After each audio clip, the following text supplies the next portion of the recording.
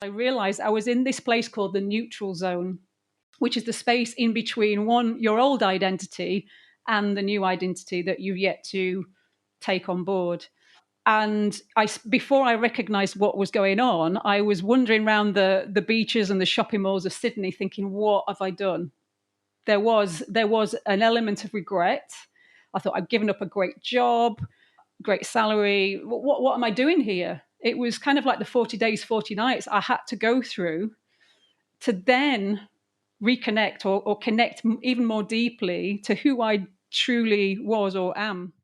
Today's guest is Rebecca Kirk. She's a spiritual career coach. She's also an author, and really, in her day to day, she helps others work towards finding deeper purpose and meaning in their careers. Before she started working in this coaching role, Rebecca spent around 15 years in the corporate world, and like many of us get caught up in, she wasn't interested in climbing the corporate ladder. She wasn't interested in getting caught in the office politics. Instead, she was really looking for a richer experience of life, and that meant a deeper connection to her work. In today's episode, Rebecca shares her decision to take a career break, and she went to Sydney, Australia. And this break turned out to be where that pivotal moment happened that reshaped her life. We talk about the awakening that she experienced there in Sydney and the practices that guided her towards this inner peace that she finds now. And we talk a little bit about the neutral zone that she found herself in. Her journey is an example of why we should always aim towards aligning our work with our purpose. It's a story of stepping away from that societal pressure and expectation and instead stepping towards this deeper understanding of the things that we like and want. Before we get into today's episode, I wanted to thank my Patreon members that generously support one episode a month. So thank you to Gail and Nick and Sari. Your contributions help me work to build this show and get these stories to more people. If you're listening and you're interested in directly supporting the show, accessing bonus episodes, and entering my reoccurring t-shirt giveaway, please check out patreon.com/the Life Shift podcast, and you'll find all the information you need. So without further ado, here's my conversation with Rebecca Kirk. I'm Matt Gilhooly, and this is The Life Shift, candid conversations about the pivotal moments that have changed lives forever.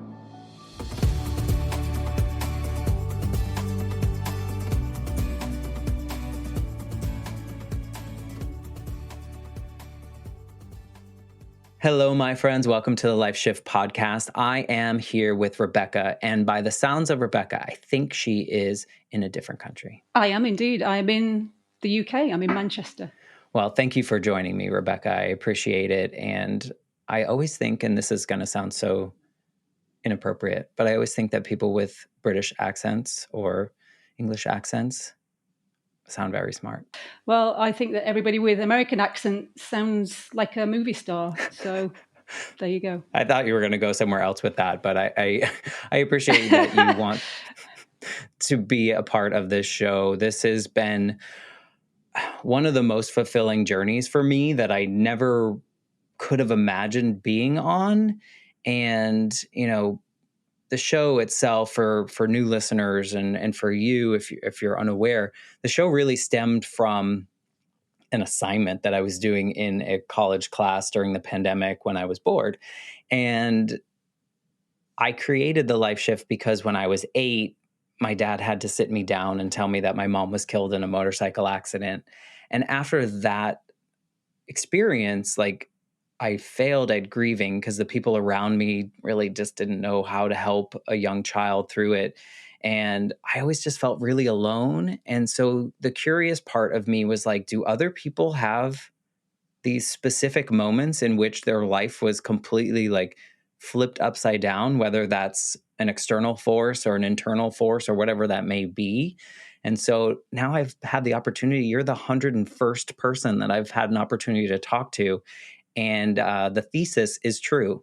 People do have these moments in which their lives significantly change. So just thank you for just being in this orbit and being a part of this journey. Well, I'm very grateful to be here and looking forward to our conversation and wherever it may take us. the best way to do this maybe is you can kind of tell us, don't give away too much, but tell us a little bit about who you are right now. And then I love when the guest can kind of paint the picture of what their lives were like leading up to this pivotal moment that we're going to kind of discuss and dissect today. Yeah, so I work today as a spiritual career coach. So, something which emerged really from the pandemic, I started to see a bit of a trend for people wanting help in realigning their career, finding deeper purpose, deeper meaning from the work that they were doing. So, yeah, for the last 2 years, I've been working, yeah, as a spiritual career coach, mostly working one to one. And just recently, in fact, this last week, I've just launched my first book, which explains that Congratulations. process. And thank you. Just trying to get that message, that process out to a wider audience. So, yeah, that's my main bag as of today. Well, that sounds awesome. And congratulations on the book. I know that is a big undertaking, and it's not as simple for a lot of people to just write something and then publish it. The writing itself is hard enough, I am sure, but then the whole editing and publishing and just getting it out there for the world to see, and then holding your breath as it's out there into the world is, I'm sure, something that a lot of people cannot relate to. So, congratulations on your book launch. Thank you. Yeah, it feels good. It feels like it's been building up for a while. But yeah, it has been released, and it's kind of not mine now. It will do whatever it needs to do, I believe. I think that's a healthy approach and outlook to that. I think as Americans, I can speak for us Americans over here.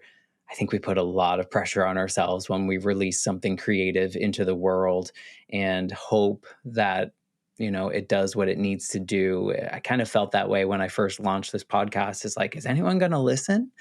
And what I've really, now that I'm a year and a half or so, maybe a little longer now into this journey, I realize that these stories are out there forever and that there are people listening that are feeling alone, and they might hear, for instance, your story today, and something that you said will resonate with them and make them feel a little less alone. And so, I can kind of relate to just putting it out there and understand that it's going to have its own life now that you've put it into the world. Yeah, absolutely. So maybe you can kind of paint the picture of what your life was like leading up to this moment, because I think that it will connect a lot of the dots to what you do now, since you said this kind of happened during the pandemic. So, kind of tell us a little bit Mm. about who Rebecca was before you hit this, specific pivotal moment that kind of shifted things in your world. So, well, my career began over in Florida, in your neck of the woods, over in Palm Beach. I went over there on a graduate program working in the retail department of the Breakers. And I had a fantastic time for a first job. And as a 22-year-old, never been to the States before, that was quite an experience. And it started me off on a journey in the commercial world, the corporate world, in retail, in buying. And I spent about 5 years there. I think in that time, I mean, I gained some great experience, great friendships. There was something deeper going on, I think, at that point, sort of pushing me back to the UK, which I eventually did in 2001. I continued to be in the corporate world, working for some of the high street or main sort of supermarket chains, high street chains over here. And again, had, I don't want to paint a picture that it's all bad, because it absolutely wasn't. And I'd like to think I wouldn't have stayed in it so long if it was so bad. But stayed in that world for yeah, between sort of 2001 when I returned up until about 2010. So another 9 years I spent in that space, lived in London for quite a big chunk of it. Yeah, my life was focused on product, on helping businesses make profit.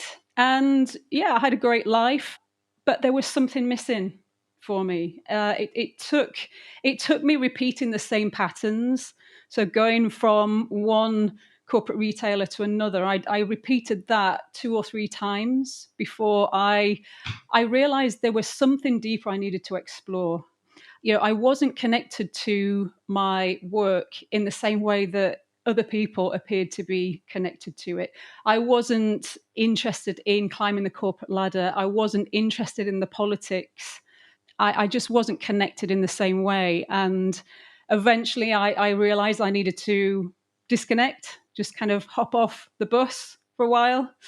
And that's when I decided in 2010 to take a career break, and which I did over in Sydney, in Australia. I will also add that I think in terms of my personal life, I never really found my thing in terms of relationships, and I'd never really found my thing in terms of my spirituality. It was always important to me, but I'd not found a way of truly expressing that or experiencing that. So, whilst life was great, there was a depth that was missing at that point. And going to Australia, that was really that was my pivotal moment, making that decision to disconnect. And the 5 months that I spent there, that really changed my entire life. Really? What, it sounds like, telling your story, I'm wondering if it's similar to kind of how I felt. I talked to a lot of people about what I kind of, I guess, have termed somewhat of a checklist life in which we kind of, the society had these expectations of us to complete school, and then we need to get this job, and then we need to like do well in this job, and people need to respect us in this particular area, and we need to build these skills, and then we're supposed to, in our personal life, we're supposed to get married, and we're supposed to buy a house, and we're supposed to do all these things. Did you feel like you were kind of wandering through that, and maybe, underneath, maybe a little lost because you're not sure where to go, but you're kind of going through the motions, if you will? Yeah, absolutely. I think, the societal pressure or the expectations, even of friends and families to some degree, that you get married, you have a family, you want to climb the career ladder. It just wasn't resonating with me. And I mean, I'm very grateful that I didn't just choose to sort of go along with that, because the way my life has turned around now, I've had a very different experience since I made that break. Before that break, I'm curious, in those 15 years, was there, you said there was like something that was telling you to leave, the United States and go back to the UK. What was kind of like eating at you? Was it just like a nagging? Was it like an internal nagging? Was it like, oh, maybe there's a better opportunity that I will feel at home? Or, and then you said you jumped from job to job kind of thing. Was it always like searching for home kind of thing? Like, I just want to, I feel like I've done that.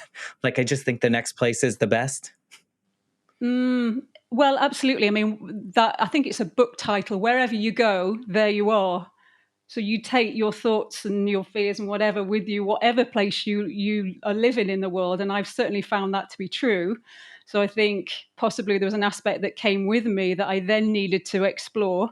But certainly I needed to reconnect with home. I think after 5 years, I really deeply missed aspects of home. And I felt like there weren't the growth opportunities for me in Florida in the work that I was doing. And expansion, I've realized, even just in the process of writing my book, just how important that experience of expansion is to me. That can translate into relationships, into career, in all number of ways. But I think there is something about expanding that is truly just a part of me. And I felt like I would have contracted if I'd have stayed where I was potentially, or indeed even staying within the corporate space in the UK. So almost like another force that was pulling me along. It was calling me. It was calling me back. In the idea of expansion, are we thinking like new experiences, new skills, like newness is important and not just the same old kind of feeling? Is that what you're kind of Yeah, and, alluding and to? I think feeling like you're evolving as a as a human being, as a spiritual being. That's an aspect that's important to me. So you're not standing still. You're taking up more space in the world. Yeah, in a good way. It's a very visceral feeling in a good way. Yeah, absolutely. But allowing yourself to take up more space in the world, which can be a huge challenge, and it's something I work with my clients on as a coach. Oh, should I take up more space in the world? Should I claim this role, or should I set up this blog or become a coach or whatever it is? I think there are so many fears and aspects of the ego self that can hold us back from doing that. But I think for many of us, our natural thing is to expand. Well, and you know what's interesting, and I don't know why this visual just came to my mind, but you earlier mentioned, like you weren't really interested in the politics of it at all. You weren't interested in climbing the corporate ladder.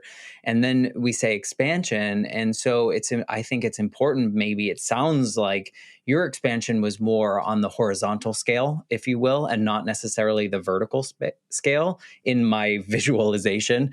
In the sense that, like, I want to take up more space here that's more like a hug and less like I'm better than you, I'm taller than you, I'm doing these things that are more important than you kind of feeling.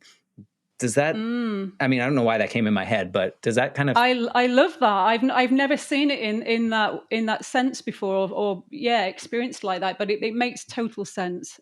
Yeah, it's more about a sort of, I suppose, a richer experience of life. And I think that, that horizontal expansion is personal to everybody, isn't it? I think the point is it doesn't have to be horizontal. Vertical. If vertical works for you, fine. I don't wish to be critical of anybody who's chosen that, I'll do that. but. But I think it's being able to stop and recognize that's not working for me, and finding the courage to go, I want a different experience of expansion, and creating almost your own recipe for that. Yeah, I love that. So you, at this point, 15 years, it sounds like, if I'm doing, math correctly, that you were in this space kind of operating, not necessarily a vertical growth, but maybe adding a couple more responsibilities, jumping from place to place, feeling important, but also feeling like this is not really what I should be doing in the world. Was there like a something that happened where you're like, it's time. It's time to make this break. It's time to go to Australia. I know sometimes it's like as simple as like someone said a sentence to you that they've said a million times, but that one time it stuck. Was there anything like that? Mm. Well, I think, I mean, I've always worked for really great people who I've had a lot of respect for.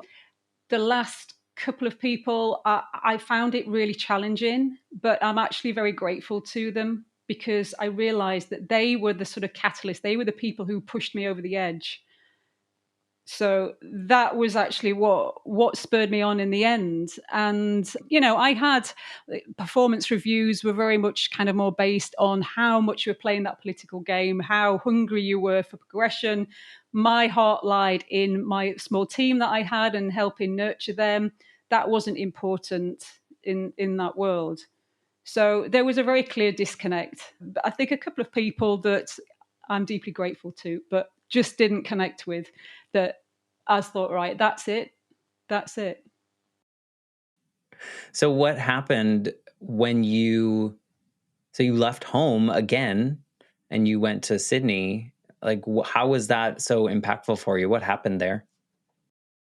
Well, I think it gave me the space to really process the patterns that I'd been repeating. I discovered a number of different practices there. I discovered Kundalini yoga, which is hugely powerful, and it basically awakens the sort of creative energy, the creative life force that lays dormant within you, and has, I believe, really helped create this pivotal moment. So I picked up that practice. I did Buddhist meditation, which again helped create the headspace and the clarity.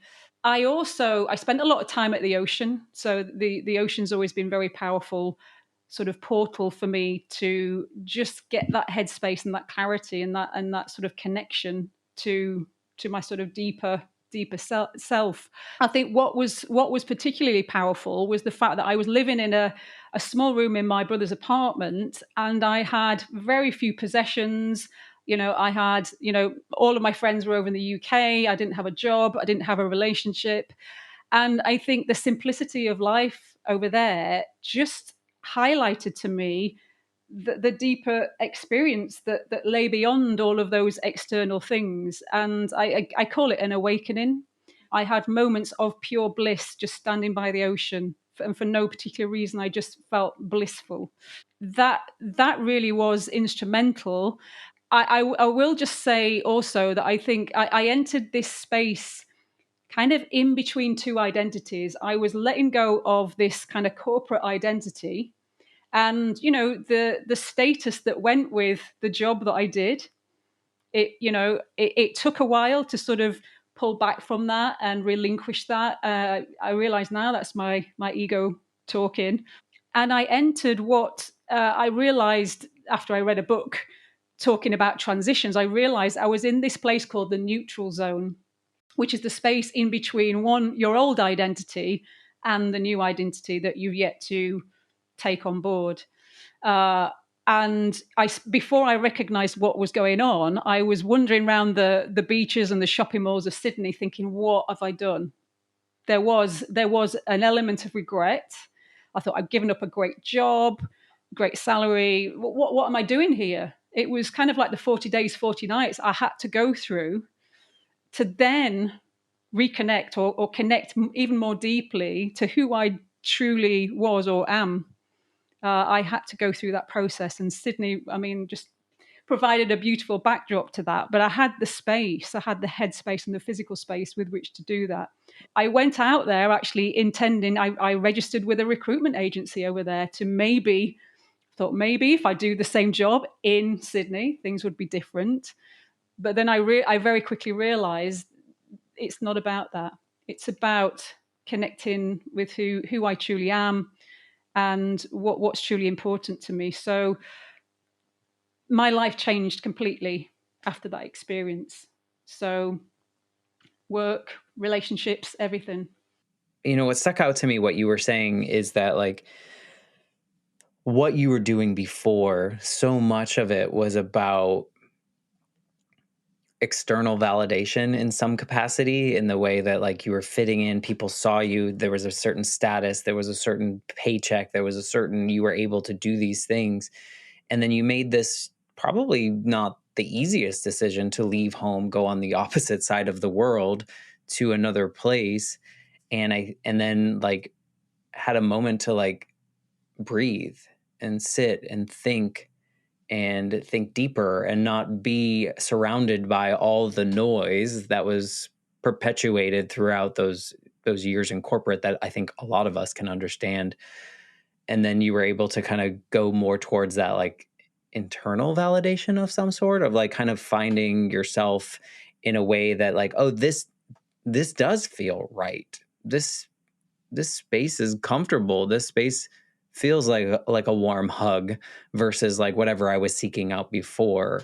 I think a lot of people can relate to that. My question that comes from that is, you had these experiences of like trying out different practices of meditation of some sort, or yoga, or different spiritual practices. Was this part of your life before? Were you interested in those areas? Did you explore those, or was it more like I thought of them but I never really jumped into them?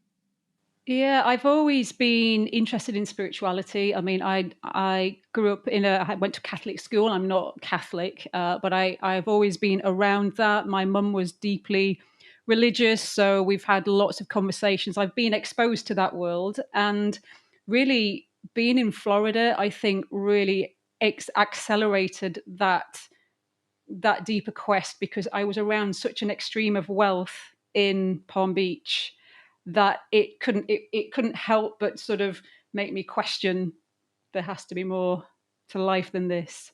So that was, in a sense, a preliminary awakening, I guess.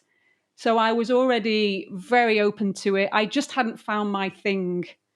And Kundalini yoga and Buddhist meditation, they helped me express it, and it gave me an outlet, which just made sense to me. And I also believe, we're all energetic beings. And I think what the yoga practice did was it really created an energy shift. It changed my vibration, so that the things that I then started to experience over time, we're talking about sort of, the last 13 years, really, it's still unfolding, but I feel like As it I'm should. vibrating at a different level. Yeah. And the things that have been attracted to me as a result, I believe, come back to that point in Sydney, and creating that energetic shift. Did it feel when you had that moment, was it like, I'm thinking it was probably looking at the ocean or being around the ocean or being near the water in some way? Was there like a wash of a different feeling? Like, did you, because it sounds like it was building up to something, and then something must have like been like opened that door kind of. I don't know why I keep talking about the Wizard of Oz, but when Dorothy opens the door and she's in Oz and everything's in color. Did you have a moment like that where it was like all of a sudden you were like, oh, it all makes sense, this is the direction I need to go? Yeah, I think definitely at the beach, when I had those blissful moments, I realized there was I guess it was a kind of a light bulb moment, really. And it's a funny thing, because you can't, much as you try and get yourself back to that moment, you just have to experience it as and when it comes, and not kind of grasp for it, because that's counter to it. I'd love to experience it all the time, but the point is, I'd had that moment. And I think it very often is an act of grace, really. We don't sort of ask for it. Maybe the conditions were right, I was open to it, and it came through, and it came through the ocean, because that's how I experience my spirituality. It's not a religious form, it's through nature, through where I believe, the universe is part of everything, part of the trees, the sea, animals, insects. It's all around us. And Australia was brilliant at providing that portal. That's amazing. So when you found, part of that blissful moment, I think you don't know it until you have it, and then you go back to another space where you're not having it, and you're like, oh, I need to get back there, because that felt right, that felt in the right space. I could simplify this whole idea in my own head and bring it back to this podcast and my own grief journey, and how many things I tried to do that I didn't know I was trying to do to find my way here to that healing journey for me. Like, I would try writing, or I would try digital art, or I would try, like whatever kind of outlet of some sort. And then until I did this, which was always like really scary, until I did this, I didn't know what that feeling felt like and how it all kind of fit in. So if I simplify it to something like this, it makes sense in my brain how that kind of blissful moment probably felt similar to you. Like, I've been searching, I've been looking, I've been jumping to this job or this space or this country or whatever it may be. And now I found it. Like, here it is. Can we bottle this up? And the thing is, it's nothing to do with any of those things. And it's something I believe we all have access to within us. I think it's, if we turn the volume down on external things, or, we don't, sort of conform, I suppose is the word, to everything that's expected of us, I believe we So can tune hard. into that. It is. It is. Maybe not everybody's experience in this lifetime. Yeah. I would agree with that. I think that I think, with all these conversations that I've had, I feel like we're in a space now where more people are feeling what you feel and feeling the way that you feel and embracing that, and not necessarily conforming, I think, to what society's expectations are of us as just a general human race. I think there are a lot more people now, after we've kind of somewhat emerged from this pandemic experience. I think more people are leaning in. Are you seeing that? More people are leaning into it? Definitely. Yeah, absolutely. I'm seeing, I mean, I made the decision to focus purely on working with people on a spiritual path 2 years ago, and it was quite a leap of faith. But every day I'm hearing, I ask people, what's attracted you to wanting to work to me and with me? And it is the spiritual aspect that people are really hungry for, and men and women, it's across the board. But the pandemic, I think, gave people the time and the headspace to really question their lives. And also, I think they came face to face with their own mortality in a way they probably haven't before. And that sense of urgency and, oh gosh, I've got to get on with it, got to get on with this thing that I'm meant to be doing, even if they don't have a clear sense of what that is yet, which is, a lot of what I help people figure out what that thing is. But there's a book by, I think it's Wayne Dyer, and it talks. The phrase is, "Don't die with your music still in you." And I find it so powerful. And I think there was a general sense of, oh, I don't want this not to have come out into the world. And I think the world we're in now, with the advent of Zoom and the internet and stuff, we can do our own thing more. We don't have to conform as much. I think we still need the courage and the conviction, and all the mental side of it still needs to be worked on, but the infrastructure is there. I couldn't operate in the way that I do, or even having this conversation, without all of that stuff. So it's a much easier world to be able to navigate your own path, but you still need to, the mindset is the only thing that in many cases can stop people from taking that journey. And it's the hardest. It's the hardest to open up. It's when you come from, I mean, a lot of people have these upbringings that everything was fed to them in a way that that was how their life was going to be. And those were the thoughts that they were going to have. And there was no veering from that path. And I think you're right. The pandemic gave them the space. You kind of like your experience in Sydney 12, 13 years ago was like your own little pandemic moment in which you were allowed to give yourself this space to really think and open up your ideas. And I think for a lot of us that were experiencing this for the first time during the pandemic in 2020, we were sitting there with ourselves and we were like, what is really important? If this is the end, have we done what we need to do? Are we connected with the people that we need to be connected with? I think a lot of people ended relationships, whether that's romantic, friendships, over, like this isn't really serving us, collectively. And so I think it was really an awakening. And it kind of seems like it links very much with probably what you created for yourself in a way of that awakening 12, 13 years ago that led you down this path. It seems Yeah, it's an interesting it observation. seems like we are all getting it a little later than you were able to make for yourself. Mm. Yeah, but it's I think the timing is as it's meant to be for every individual, and some of us kind of come before and some of us come later, and that's all as it's meant to be. I think that's kind of how life unfolds. I think, it sounds like, and you can correct me, I'm just making assumptions here because I guess that's what I do here on this podcast. But it sounds like this journey, you found this like spiritual side of you more active, I guess, more active spiritual side of you, trying to lean into the energy around you in the universe. And it was like 10 years of doing that and really proving to yourself that this is a thing. This is how you can operate successfully in the world.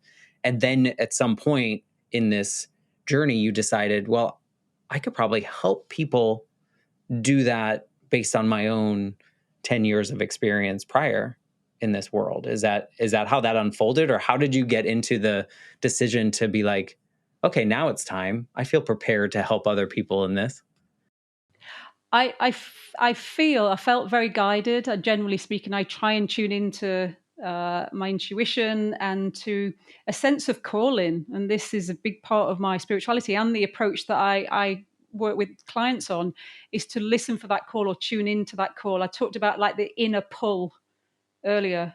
I had an inner pull towards creating this kind of niche and working particularly with this kind of person. It's not to say it wasn't scary. I thought I could completely, my business could take a nosedive overnight here. And somebody had actually said to me about, oh, don't use the word spiritual in, things to do with business or career or whatever. But I just ignored it. An innate drive to do this, just like with my book. I felt very called to do it.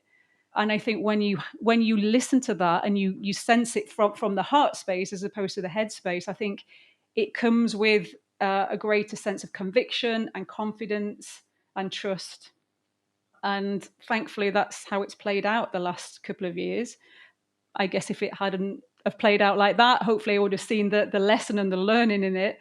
But there was too many signs. There were too many signs coming to me about what people were presenting with, the types of clients I was attracting, and that it didn't make sense to me anymore to leave that side of life out of the equation. There were too many tools and ways of seeing things and doing things that can help people.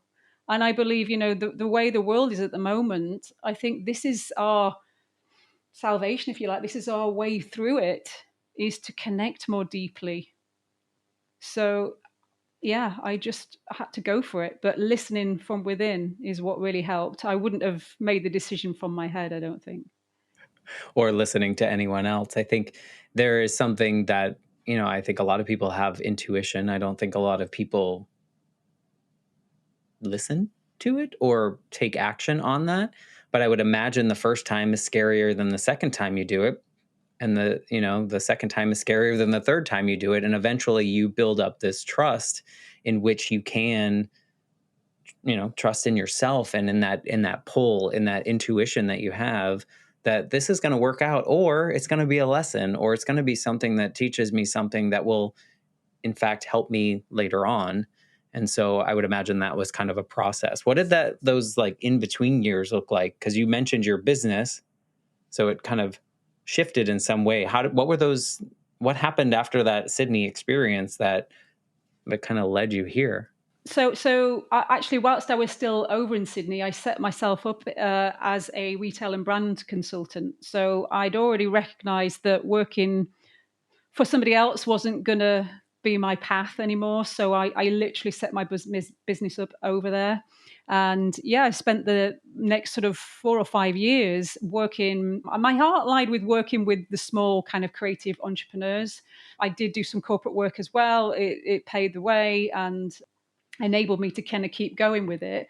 And then I actually helped an old colleague in my last corporate job. I helped her in looking to make that same jump out of the corporate world. And she said to me, "Oh, I've been working with a life coach." She said, "Oh, you ought to think about that, just from the help that I'd given her." So that little seed had been planted. And then it was, I think, maybe a few months after that, I distinctly remember being on a beach in Norfolk on the east coast of England. And again, looking out at the sea, I just had this very clear message that I needed to retrain as a life coach. It sort of Hmm. whacked me around the face, that light bulb moment. And that was it. So I duly went and trained in early 2016. I feel like I've found my thing now, and It feels right. the sort of yeah, and the lack of confidence and drive and whatever that I sometimes experienced in the corporate world has just kind of melted away. And I realize, when you are deeply connected to your purpose, it's amazing what comes with it. And again, that's why I'm so passionate about helping other people find their purpose and connect with their true power, with their confidence, their conviction, which I believe is there for most everybody, I think. And the purpose could be on any scale. I talk about purpose in a it doesn't just have to be through paid work. I will just say this: for me, purpose can be derived from things in general life as well. We can derive fulfillment in a number of different ways. And I think sometimes we can pin so much on it coming just from our paid work that I think that pressure can be counterproductive.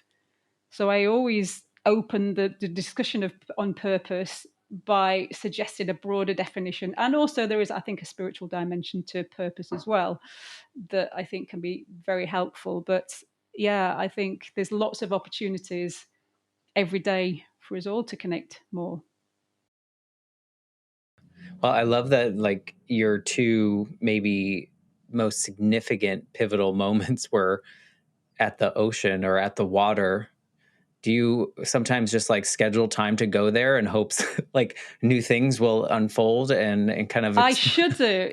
Yeah, I should you do, because I'm should very every landlocked quarter. where I live. I'm very landlocked. I've actually just come from a retreat up in the Scottish Islands, where we're completely surrounded by water. So I'm kind of feeling the effects of that now, and I've booked my next one already. But I get it from going out into the woods, into the forest as well. Thankfully, that's another point of connection. But yeah, I think more time at the ocean. Imagine what comes next of it. It's I think if you find your spot, if you find the place that makes the most sense for you, that you can connect with and feel that bliss kind of that you were describing in Sydney, do you still have like this, not, I don't want to call it an epiphany, but this idea of shifting into coaching and helping people as like a spiritual help in that sense, or shifting your business in that way? Was that moment at the water that's a similar bliss like feeling to what you described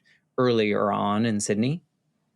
In a sense, it was, because it was a connection to a higher realm. But I think the bliss in Sydney was it was so pure, because it wasn't dependent on anything. It wasn't dependent on a certain job or person or tangible thing. And to me, that is the ultimate, when you can find that within you. I mean, yes, we still have to function in the world. It's not to say we can all kind of go around in that blissful state. That would be But I lovely. think just it would be lovely. But I think remembering that is lurking there underneath. And I think that's why things like meditation for me are very powerful, and having a daily practice that reminds you to just try and connect with that place. And I think from that place, that the sort of being place, if you like, the blissful place, it empowers the rest of your day, the work that you do, the things that you can attract into your life, what you have to offer other people. I think if you can tune into that part of yourself, we can all become much more powerful.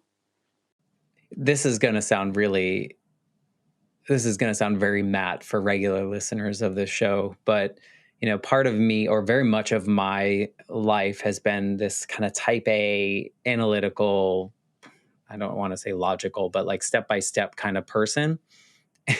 And part of me, as you're explaining, like going, like being tuning into that and going to the water and going into nature and those kind of things, I picture myself having these, now creating in that world, creating more expectations of that. Like, I show up, something better happen. Is that anything that you work with people about? Like, now, okay, I've opened myself. Now I'm expecting something to happen. Do you have people like that, or do you experience any of Yeah, those I mean, moments where you're like, I do, absolutely. Yeah, I do okay, experience that. I think that's, that for me is the sort of human coming right up against the spiritual, the human desire for certainty or outcomes or whatever. So, for example, with meditation, I would always recommend that clients go into it with no expectations other than just to go beyond the thinking mind. That's enough. But I think it is a natural part of it. And it can be helpful to some degree. But I think this is where trust comes in, to trust that things will happen and unfold and, be presented in the right timing for that person. So trust is a very powerful, and people wanting a career change at a certain time, or wanting to know what they're meant to be doing. I have clients that come and they're like, oh, how can I expedite this whole process? I need to know. And my answer is always the same. Well, where is that coming from? Because that energy is not always helpful to the process. And, it's very counterintuitive to sort of trust and just sort of surrender to the process. I have a very logical brain as well, Matt. So I do have those battles quite often. I do relate to what you're saying, but I think I've learned more and more, well, to see, well, how has that been working out for me when I have purely wanted to kind of figure things out and get the detail down. How has that worked out for me? And quite often not that great. uh, I think the mind is a hugely powerful tool, but I'm trying to let that kick in after I've listened here from the heart space. So it's not to sort of say that's not part of the mix. It is, but to sort of try and tune in from here first and then go, okay, right, you can do your thing now. Like with my book, it was very much came from here, from the heart. And then, the logical brain, okay, I'll plan out every chapter, I'll get all the production schedule ready. That was having a field day, but it felt sort of more appropriate because it came secondary to what was here. Yeah, I think there's this like assumption, and maybe it's just mine, that like when someone says like they're spiritual or they're in this spiritual space, that it's all, forgive me, quote unquote, woo woo, right? Like it's all there all the time. But really what you're saying is like we're all still human. We're all going to still make human decisions and human reactions and those kind of things. But if we can take these moments to sit in this openness, this space of listening to the energy around us and in us and all those pieces, then that's that fuller formed spiritual journey that you kind of help people with. Is that correct? Yeah, absolutely. There is a very definite sort of human aspect to this journey and a spiritual aspect to it, and it's honoring both of them. Honoring both of them. It was interesting when I was in Sydney and I went to the Buddhist class. I remember, people like a Buddhist nun, you just kind of can put on almost that pedestal of she's above it all. She is completely pure and spiritual. And I remember having a conversation with her about how annoyed she was with her sister. Her sister had done something, and it obviously triggered a human response. And it was so powerful to me to remember she's still having a human experience, you know? So I learned a lot from that. I think that's the gap. I think that is the gap. Mm, I think that is yeah. where so many people dismiss certain things or write them off as, oh, that's not me, because we think it's all or nothing, because that's how we're trained in some capacity in society. It's like, go all in, and it's not. It's really not. And I think that was probably a really helpful reminder for you. But I think for listeners to hear that example as well, is like that Buddhist nun is still a person. She's still gonna have all the range of emotions and different things affecting her as well. Yeah. And I think we're meant to experience those things. Yeah. We're not idolizing this particular person. There are flaws to all of us. And I think in a lot of cases, the flaws kind of make us who we are and kind of add a little bit of dimension or beauty or one of those words that we might want to assign to it, or at least that's what I'm telling myself, in that I'm not perfect, and that's what's cool, like that's what makes me me. Yeah. I think the quest for perfection, be that in terms of who you are as a person or making the right career change, I think it can be such a hindrance. And I think once you learn to accept those parts of yourself or those parts of the journey, that can be a real game changer. What do you think is the biggest difference between Rebecca now and like Rebecca on that flight heading to Sydney? Like what in the way that you see the world, or what's the biggest difference in who you are as a person? I think I'm more in touch with who I truly am within. I'm more, I've been willing to put myself out there and I'm more vulnerable. I'm more confident. The fact that I'm on this show with you, Matt, I think is testament to that. Never know what I'm going to say. It's scary. I'm able to voice my own truth now and live in complete alignment with who I am in terms of my spirituality, in terms of my work, and in terms of relationships. I'm kind of owning that more now. It's been a journey to get to this point, for sure. But yeah, if I look back to who I was back in 2010 on that plane, I feel like it's almost like an out of body experience when I think of her. But I had to go through those steps and that part of the journey just as we all do. I don't think you could come out straight into who I am today, and that's life, isn't No, it? that would be nice. Was that version of Rebecca before? Were you more reserved, more closed off? You weren't you would kind of go with whatever everyone else is doing and just keep your thoughts to yourself? Or was there a little bit of poking the bear, if you will? I think I did go along with a lot of things, albeit I didn't go along with having to get married and have children. That I felt very clear on that. But work wise, I kind of I was on that path, and I didn't question it too much until I really did question it. So yeah, I think I have been quite reserved and If back then, like, someone was talking about, a spiritual journey or anything like that, would you have voiced your opinions in that, or would you have just kind of kept those to yourself? I probably would have kept them to myself. Yeah. And even now, I kind of only would speak out if I genuinely felt like I could contribute in a conversation. I think that's still a part of Yeah, you're me, not trying to but convince or convert, right? mm, It's not like no, that. not at No. all. No, I think a lot of we people all are have afraid our of own that. version of it. Yeah. But I think just, being comfortable in your own skin, and maybe I think this is an age thing as well. 13 years older now, and I think that does come with that sense of just being comfortable with who you are. I agree. Yeah, and then on a different wavelength, I relate to that as well. There was a period of time in which I kept all of how I was feeling about my mother dying, and about having to go live with my father, and him not knowing like how to do things that maybe I thought he should have done, and I didn't know. But I kept a lot of that to myself. And the older I got, the more comfortable I was with telling people that I wasn't okay, that things were not good, and that I was depressed, or that I had a moment of extreme anxiety, or whatever it may be, or I was just sad, like it was just not a good day. And the more that I lean into that, the more I think I feel in the way that you describe how you feel. It's like more in touch with like the true essence of myself, and not feel like I have to hide it, or, like it just is like I am just a human, and I'm just trying to do what everyone else is trying to do. And it's not all sunshine and rainbows, right? And so by sharing that, it makes me feel more human, if that makes any sense.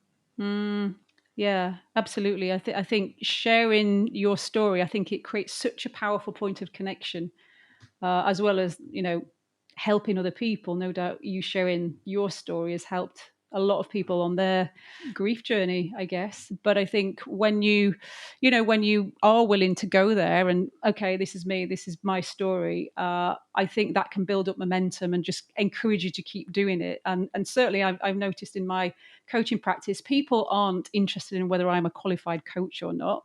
They're interested in what's my story, what have I been through that they can relate to. So people will say, "Oh gosh, I'm in the corporate world, and I think you understand where I'm coming from." And to have that sort of degree of empathy is far more powerful in connecting you with people than I've got a great big long list of qualifications, which I'm not saying aren't important at all. But yeah, I think being willing to be vulnerable is kind of what I was sort of hearing when you were talking about some of your journey there, Matt. And I think there is great power in vulnerability.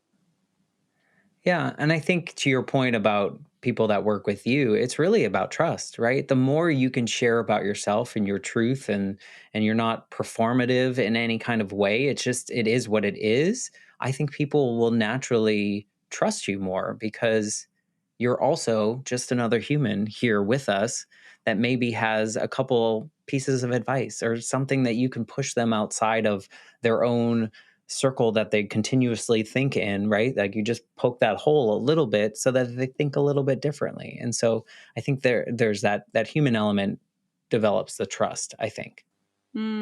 Yeah, for sure. I think, yeah, when you're working with somebody at this level, I think you have to trust. And, when I've worked with coaches equally, that's an important ingredient. It's not the paper, it's not the certification, it's not any of those things that builds the trust, it's the human.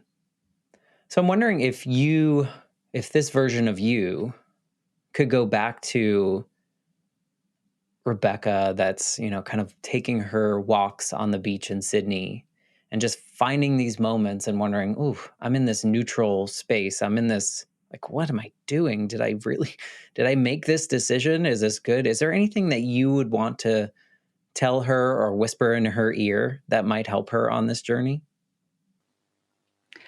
I think it probably comes back to trust as well, and just to sort of, enjoy the adventure, and just know that everything that you need is already within you. And I truly believe that with everybody. We have what we need within us. I think it's sometimes just about aligning or realigning our outer circumstances with who we truly are, as opposed to trying to find something we can fit into. And that's my process, and it's in the book as well, is to start from those foundations of who we are. So I think just really trusting in that. And yeah, I mean, I've been through it in terms of anxiety and different things, and so I think just learning to let go of that, I think is would be helpful. After the loss of my mum in 2019, it was interesting. I really feel like that I've let go of a lot of anxiety, and again, another sort of another pivotal moment, really, that because my mum had a lot of anxiety herself, and I almost get this sense she's saying to me, don't waste your life like I did, feeling anxious. I agree. When I watched my grandmother die from cancer, I remember towards the end, she told us all, she's like, I wish I hadn't worried so much because none of it, all that matters at the end is love. And, you're like, oh, yeah.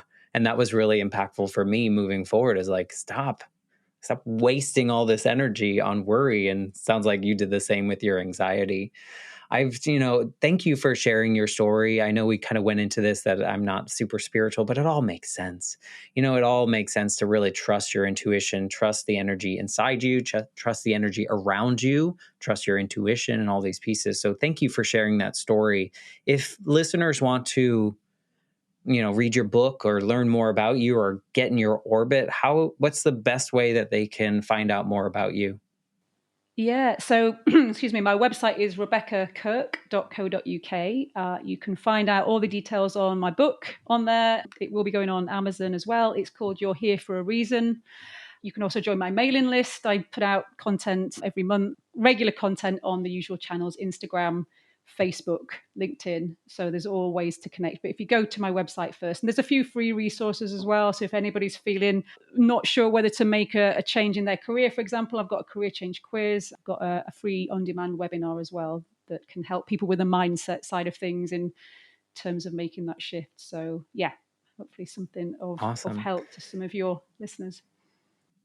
Yeah, we will share that link in the show notes, and they'll just go to your website and they can find all those things, right? They can connect with you there and check out all the things that you have. I think there are a lot of people that will listen to your story and that have been like in this neutral zone, if you will, and maybe like are ready to be open, but they need a little nudge, or they needed to hear something that you said that impacted your life in a way that has totally changed it. So, just thank you for being vulnerable and coming onto a show that you don't know me, we don't know each other, and we don't know where this conversation was going to go. But I really just appreciate having this conversation today. Yeah, well, me too, and thank you for having this platform of which you can share these stories, as with your other guests that have come on. So yeah, thank you. It's been a great conversation. And if anyone's listening that really enjoyed this episode and you know someone in your life that might need to hear what Rebecca has to share, we would appreciate it if you would share this episode with those people and spread the word. You never know whose story is going to affect someone around you in a profound way. And so that's why we're here. That's why we share these stories.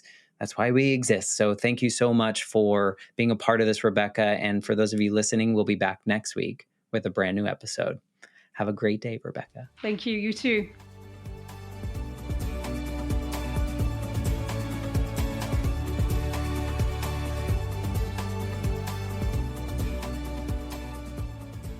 For more information, please visit www.thelifeshiftpodcast.com.